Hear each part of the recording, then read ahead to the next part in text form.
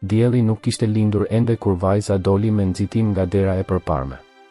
Ai kishte një çantë shpine në shpinë, syt gjysmë të ulur dhe atë heshtje që vetëm një fëmijë i trishtuar dita mbaj. Në dhomën e ndenjes, gjyshja tha se ishte vetëm për disa ditë, se gjithçka do të kthehej së shpejti në normalitet. Por Qeni nuk kuptoi asgjë nga këto. Ai vrapoi drejt portës vetëm kur e pa duke u larguar dhe qëndroi aty me hundën midis hekurave, duke pritur që ajo të shikonte prapa. Por ajo nuk shikoi. Ai ishte një bastard i holl, me lesh ngjyrë bezh të përzier me të bardhë, me njërin vesh të varur poshtë dhe tjetrin të ngritur. Ai kishte sy të mëdhenj ngjyrë kafe, që dukej se kuptonin më shumë se sa duhej. Kur ajo u zhduk pas kthesës së rrugës, ai lëshoi një rënkim të lehtë, sikur të kishte mbajtur lotët. Gjyshja u përpoq ta tërhiqte mbrapsht, ta thërriste brenda, t'i ofronte ushqim, lodra, çdo gjë. Por ai nuk u largua që andej. Porta u bë bota e tij. Natën e parë ai u shtri në dyshemen e fortë, me kokën mbështetur në hekurin e ftohtë. Sa herë që dëgjonte ndonjë zhurmë jashtë, ai hidhej përpjet, duke tundur bishtin dhe duke parë me pritje. Dhe çdo herë ai do të kthehej në të njëjtin cep, me bishtin e palvishëm dhe sytë e lagur. Ditën e dytë, gjyshja e tij u përpoq ta çonte në oborrin e pasmë. Ai hapi derën, tregoi shtëpinë e vogël, tenxhere plot me ushqim. Ai shkoi, hëngri pak, piu pak ujë, por pastaj vrapoi përsëri te porta. Ai u shtri në të njëjtin vend. Duket sikur ai e dinte tashmë rrugën për në boshllë. Një javë kaloi kështu. Gjyshja filloi të shqetësohej, tha se Qeni do të përfundonte i sëmur kështu. Por dukej sikur nuk i interesonte. Ajo që ai donte vërtet ishte ta shihte vajzën të kthehej. Her pas here ai ngrihej, ecte nëpër balkon, shikonte qiellin, nuhaste erën. Pastaj ai do të kthehej. Ishte sikur po kërkonte ndonjë shenjë të saj në ajër. Ndonjëherë ai nuhaste çantën e shpinës që ajo e kishte lënë aksidentalisht atje. Ai shtrihej në krah, mbyllte sytë dhe lëshonte një pshertim aq të thellë sa i shtrëngonte gjoksin kujdo që e dëgjonte. Gjyshja i shkruante letra mbesës së saj, duke i treguar për Qenin, duke i thënë se i mungonte. Por vajza nuk u përgjigj. Isha në një qytet tjetër, duke studiuar, duke u përpjekur të përshtatesha. Mendova se Qeni do ta harronte shpejt, se do të mësohej me të. Por ai nuk harroi. Koha nuk kalonte njësoj për të dy. Çdo pasdite, në të njëjtën kohë që ajo zakonisht kthehej nga shkolla, ai çohej dhe shkonte drejt e te porta. U ula. Vazhdova të shikoja nga fundi i rrugës, sikur prisja të shija çantën e vogël roz që lëkundej mbi shpatullën e saj. Sikur e gjithë bota të ndalej aty, në atë copë betoni. Dhe kur dielli filloi të perëndonte, ai u shtri përsëri. Unë nuk hoqa dorë. Unë thjesht prita. Thellë, edhe pa i kuptuar fjalët, ai e dinte se diçka nuk shkonte. E dia që Lamtumira nuk ishte si të tjerat. E megjithatë, ai zgjodhi të priste. Çdo ditë, në të njëjtin vend, duke parë të njëjtën portë. Ditët kalonin dhe Qeni qëndronte aty, duke qëndruar i palëkundur brenda portës. Ai nuk e kishte më atë agitacion që kishte më parë, atë mënyrë të vrapimit nga njëra anë në tjetrën me lodrën në gojë. Tani kishte vetëm heshtje, një heshtje që i bënte të ndihej keq në fyt kujto që e shite. Kur dikush kalonte në rrugë, ai ngrihej ngadalë, shikonte me shpresë, por shpejt e ulte përsëri kokën. Gjyshja kishte provuar tashmë gjithçka. Ajo e ndryshoi vendin e tasit të ushqimit, gjeti një batanie të vogël në diell, bleu një kockë të re, madje u përpoq ta linte televizorin ndezur me vizatime, siç bënte vajza kur nisej për në shkollë. Por Qenit as që i interesonte. Doja vetëm aromën e saj. Doja vetëm që ajo të kthehej. Ai filloi të flinte më pak, me trupin gjysmë të përdredhur, syt gjithmonë gjysmë të hapur, sikur të kishte frikë se mos e humbiste momentin kur ajo të kthehej. Ndonjëherë ai ndërronte dhe lëvizte putrat, sikur të vraponte, dhe lëshonte rënkime të buta, sikur të qante nga brenda. Në javën e dytë, ai ndaloi së ngrëni siç duhet. Do të kafshoja vetëm pak, më shumë nga detyrimi se sa nga dëshira. Gjyshja këmbënguli, ja futi në gojë, u përpoq të luante, e thiri në emër. Ai u bind nga mirësjellja, sikur e kuptonte që po përpiqeshin ta ndihmonin, por thellë. Ai donte vetëm ta shihte vajzën. Dhe porta ishte ende aty, si një portal për në botën ku ai donte të kthehej. Gjithmonë e pastër, sepse ai lëpinte shufrat e hekurta her pas here, sikur kjo mund ta kthente atë përsëri. Dyshemeja brenda kishte tashmë shenjën e trupit të tij, nga qëndrimi i shtrirë në të njëjtin vend për kaq shumë kohë. Ndonjëherë gjyshja e tij ulej afër dhe i ledhatonte kokën. Ajo foli me qetësi, duke thënë se do të kthehej, se thjesht duhej të bënte durim. Por qeni as nuk e lëvizi bishtin. Ai dukej sikur i kuptonte fjalët, por nuk i besonte. Ai nuk donte rehati. Ai donte të vërtetën. Një ditë, rashi gjithë ditën. Gjyshja mendoi se ai do të hynte. Por jo. Ai qëndroi aty, i lagur, pa lëvizur, me sytë e ngulur në rrugën e zbrazët. Uji i rrifte poshtë leshit të tij të hollë dhe ai as nuk u dridh. Ishte sikur kisha ngecur në kohë. Dhe kur shiu mbaroi, ai e tundi trupin një herë dhe u shtri përsëri. Përsëri. Si gjithmonë.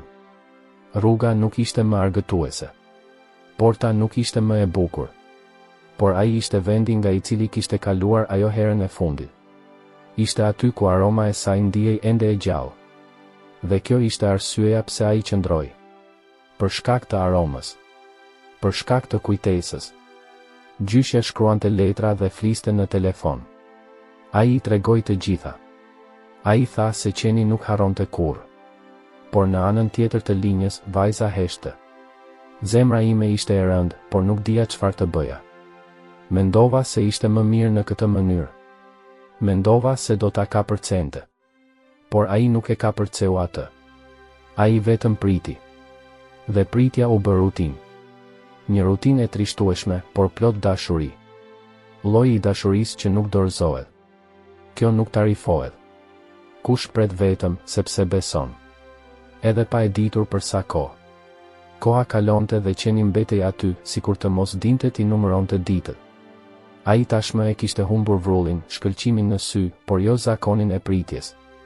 Çdo pasdite, në të njëjtën kohë, ai ngrihej nga cepi i portës, tunte trupin ngadalë dhe shikonte rrugën me qetësi, sikur të priste dikë që ishte vonë. Por ajo nuk erdhi kurrë. Gëzofi i tij filloi të ndryshonte. U bë më e errët, më e ngatëruar, plot me shenja pluhuri nga dyshemeja. Gjyshja e tij u përpoq ta krete, e kaloi dorën butësisht mbi të, por ai e lejoi vetëm sepse ishte ajo. E megjithatë, sytë e tij mbetën të përqendruar në të njëjtin vend jashtë. Një ditë një postier kaloi para shtëpisë. Ajo kishte veshur një bluzë roz të çelët, të ngjashme me atë që kishte veshur vajza. Qeni u ngrit aq shpejt sa gati ra, goditi kokën në hekurin e portës dhe lëshoi një leje të ngjirur, sikur zemra e tij të kishte harruar të bërtiste. Por pak më vonë ai uli kokën, pas se nuk ishte ajo dhe u shtri përsëri në dysheme. Pa u ankuar. Thjesht i lodhur. Edhe netët u bën të ndryshme. Ai nuk donte të flinte larg që andej. As brenda shtëpisë së vogël dhe as mbi qilimin e verandës. Ishte pikërisht mbi qimenton e ftohtë, i ngjitur pas portës, me hundën e kthyer nga rruga e errët. Dhe çdo zhurmë ja ngrinte veshët, edhe nëse ishte vetëm era apo ndonjë makinë e rastësishme. Ai vazhdonte të besonte se një ditë ajo do të kthehej. Ndërkohë, vajza, në qytetin e ri, u përpoq të përshtatej. Kishte ditë kur merrja celularin për të telefonuar, por hiqja dorë.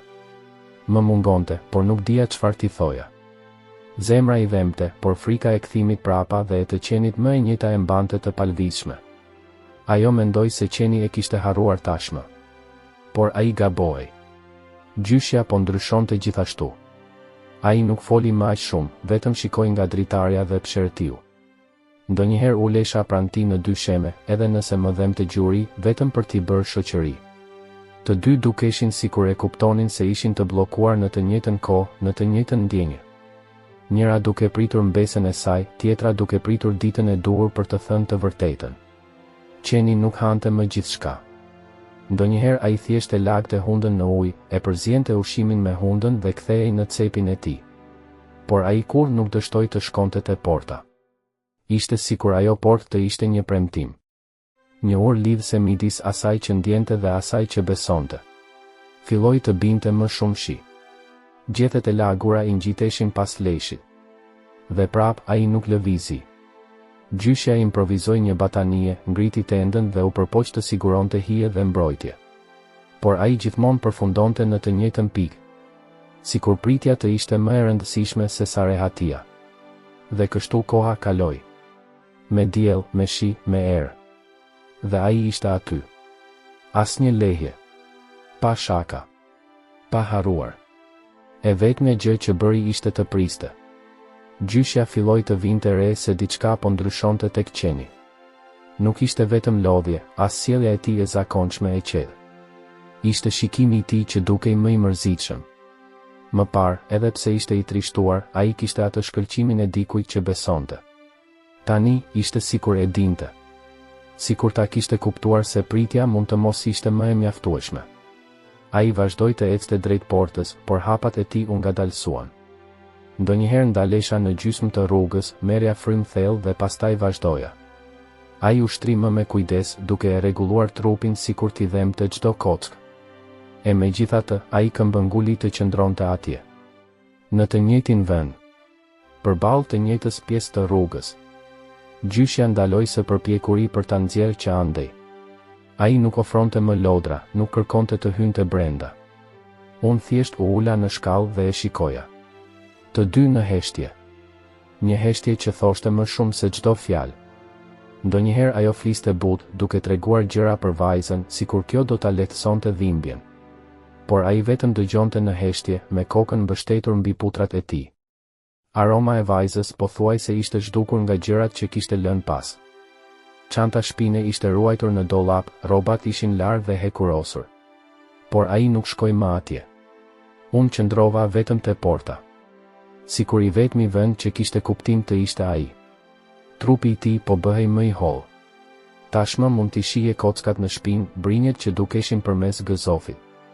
Ai hante edhe më pak, ndonjëherë as nuk e prekte ushimin. Piva vetëm pak ujë, më shumë për të lagur gojen se sa nga etja. Gjyshja e tij përpiqej të jepte qull dhe pul të zier, por ai ngadalë e kthente fytyrën nga ana tjetër, me respekt, sikur të thoshte faleminderit, por jam mirë kështu. Thellë, askush nuk ishte në rregull. Pati një pasdite kur gjyshja e tij mendoi se ai nuk do të zgjohej. Që herët në mëngjes kisha qenë shtrirë, pa lëvizur fare. Me syt hapur, duke shikuar portën si gjithmonë. Por kur ora shënoi orën 3, ai e shtyu veten lart me putrat e përparme dhe u zvarrit deri në cep të tij. Ai u shtri përsëri atje, sikur ai të ishte i vetmi vend ku kishte ende kuptim të merrte frymë. Vajza, larg, filloi të shihte ëndra të çuditshme. Në të gjitha ato, qeni u shfaq. I ulur te porta. Vetëm kaq. Ai nuk lehte, nuk vraponte, nuk kërceu. Sapo shikova. Dhe ajo u zgjua me një zemër të rëndë, sikur të kishte harruar diçka të rëndësishme. Sikur diçka brenda saj po ja kërkonte mbrapsht. Koha po bëhej gjithnjë e më e heshtur. Fqinjet pushuan së pyeturi. Gjyshja ndaloi së shkruari. Dhe qeni. Vetëm priti. Jo me të njëjtën forcë si më parë, por me të njëjtën ndjenjë.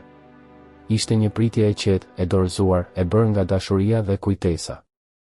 Atë javë, ai kaloi më shumë kohë shtrirë se sa në këmbë. Ai flinte me sytë gjysmë të hapur. Gjoksi i tij ngrihej e ulej ngadalë, pothuajse në mënyrë të padukshme.